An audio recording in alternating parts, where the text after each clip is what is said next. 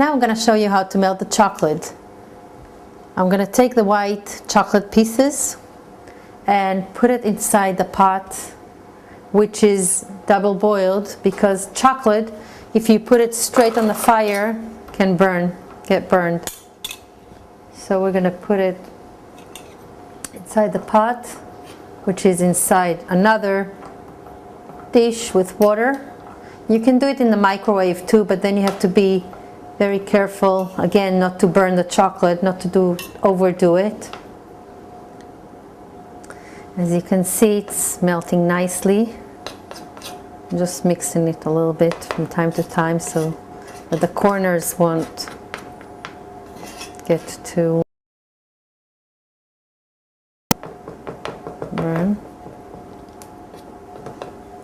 We need to melt it completely.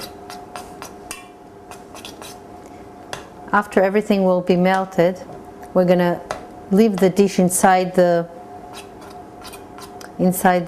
pan with the boiling water, because we don't want the chocolate to get hard again. We need it soft for the next step.